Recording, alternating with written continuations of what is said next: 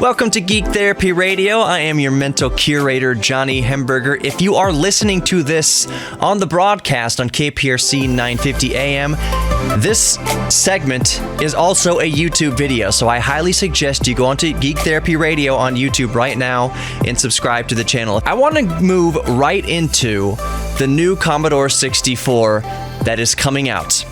Well, it's not a new Commodore 64. It's based on the retro. It's a new retro system, but it's not like the NES Classics or the Super NES Classic that's come out of this Sega Genesis Classic, those little mini things that have a bunch of built-in games. It does have a lot of built-in games, which we'll get into, but it is so much more than that. And in a nutshell, I am stoked. But let's dive into the C64. And that's kind of the nomenclature they're using here, and it's confusing me a little bit. THEC64. It comes out December 5th, 2019, and it's going to cost about $120. So let's go over all the specs of this thing, what it offers, what it is, and then I'm going to give my opinion on it as an owner of an original Commodore 64. So here are the specs. It's a full-size keyboard. It comes with a full-size functioning keyboard, just like the original Commodore 64.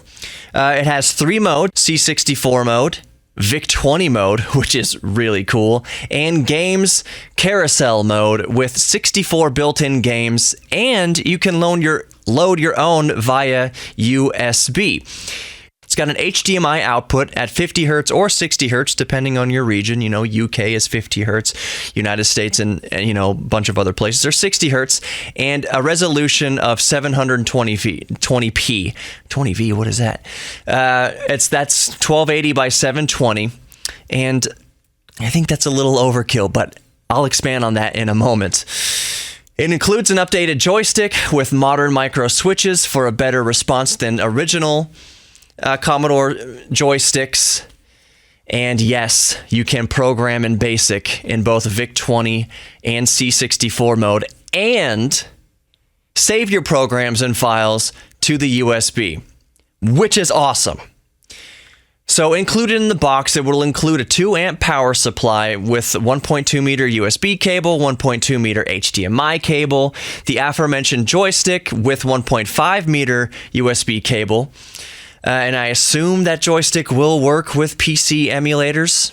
It also includes a quick start guide and, of course, that built-in full-size keyboard. I mean, that's what the Commodore 64 was. That's what the famous bread box was. The brown unit. All right, let's get to my thoughts on this, and we will start with the full-size keyboard, since this is going to be basically a reissue of the classic Commodore 64, and this time, unlike the C64 Mini, which had a keyboard just for show, I mean, it was just plastic with decals on it, painted brown, the full-size keyboard does work. And on that note, I would be okay if the new keyboard included on the C64, you know, that's about to be released, I'll be okay if it feels better than the original mushy brown keyboard on the original C64. And I know some of you might be thinking, well, that kind of takes away from the vintage feel of it. Well, you know what? If the joystick already has upgraded micro switches and everything and feels better and responds better than the original C64 joysticks, why wouldn't the keyboard have better switches in it as well, have a better feel in it as well? While you're upgrading all these things and adding all these things to it, improvements to it, why not improve the keyboard? I don't think it would take away from much, really. I mean, let's be honest, the keyboard, the feel of the C64 keyboard, while nostalgic and while it does, you know, put all these butterflies in our hearts, it wasn't that good compared to like a modern IBM Model M or whatever keyboard, nice clicky mechanical keyboards that we have now. So an improved keyboard feel I would be okay with. The HDMI output at 720p. Yeah, that's still overkill for the C64. A lot of people complaining, well, not a lot of people complaining, but I imagine there's some people out there saying, oh, why isn't it 4K or 1080? It doesn't need to be. Blocks are blocks at almost any resolution. So 720p, believe me, is going to be overkill for what the C64 can produce. 480p would still be better than the original 320 by 200, as it would be known today as 200p. The original Commodore 64 can only output up to 200p, or 320 by 200. So if the HDMI output on the modern release of the C64 it was even at 480p, that would be plenty, believe me. So the fact that it's at 720, you don't need any more than that. Believe me. On that note, I still would prefer, if I can be nitpicky here and wishful, I'd love to see more output options, more display output options to connect with vintage TVs and vintage CRTs and monitors. That would be great. RGB, maybe VGA if possible, if they could do it like that. Composite.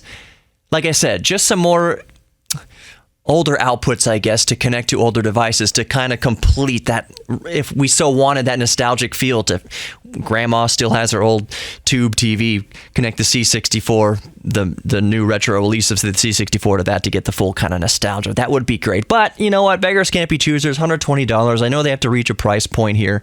So HDMI is just fine, and more on that in a minute as well. The joystick. Back to the keyboard. If the joystick is better, it makes no sense to keep the keyboard mushy. Oh well, just my thoughts on that. I have no real thoughts on the modern joystick because USB joysticks are USB joysticks. If you don't like the USB joystick that's included in this C64, I'm sure it will work with any other USB joystick. Again, I would be surprised if I have to eat my words on that. I would be surprised if it's going to be a USB joystick working on some sort of proprietary code. I mean, let's get real here. This new release of the C64 is basically emulation. It's going to be an emulated C64 and VIC-20. So why wouldn't any USB joystick work with it? Yes, like I said, you can program in BASIC in both VIC-20 and C64 modes. That's really, really cool. Okay, so here's kind of my encapsulating thoughts about the newly to be released C64. I'm very, very excited. Very excited. I wish this thing came out years ago. I think the price is fair at $120, especially considering what you get. $120 today would have been about $45 in 1982 when the original C64 released. Not to mention the fact that you're getting a VIC-20 with it, and also not factoring in all the included games and peripherals. So the C64, when it came out in 1982, cost $595 in 1982 money, or about $1,580, $1,580 thereabouts in 2019 money.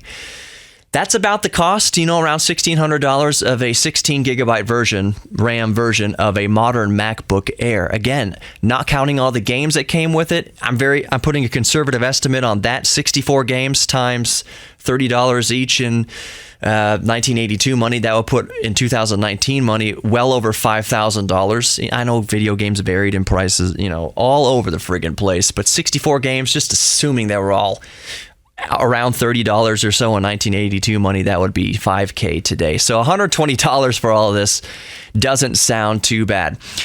So for a lot of us with original Commodore 64s, me being one of them, this would allow us to preserve our old machines for most use cases. For instance, most of the time when I'm firing up my Commodore 64, it is to basically play a game. So the less wear and tear we're adding onto our vintage computers just to play games, all the better. However, that being said, while you can access USB drives basically in 1541 emulation mode, there are no serial ports or cartridge slots like the original hardware.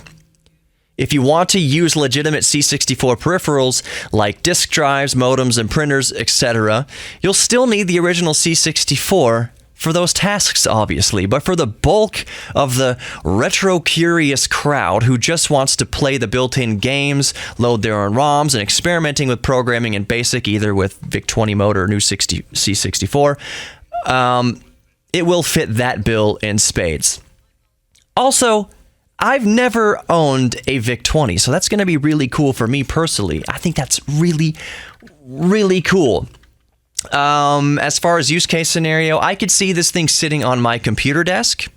It easily hooks up to modern monitors for the quick retro stint, and as soon as somebody hacks the keyboard to work with PC emulators, which I'm sure they will do quickly, it's right there ready to go. So let's say you fire up your C64 emulator on your PC. now you can theoretically use a real Commodore 64 keyboard. I know you can already do that with the old machine in some sort of roundabout way, but it's just theoretically all the easier with this new release of the retro Commodore 64 keyboard. It's right there ready to go. Plug into your monitors with HDMI, and if you want to use it for keyboard for emulation on a PC, it's right there. I'm sure that will happen. On that note, perhaps the keyboard will be adapted to work with any PC. Like I said, for emulators, but terrible for modern use in any other application. I would not want to type a paper using a Commodore 64 keyboard because things are not laid out correctly. There's punctuation in all different spots. It's just going to be horrible. So that's about it for the Commodore 64 re-release. I'm very stoked about it. I hope you enjoyed this video. Consider subscribing, and if you're listening to this on the radio, stay tuned. Just a couple minutes. We'll be right back with more Geek Therapy Radio.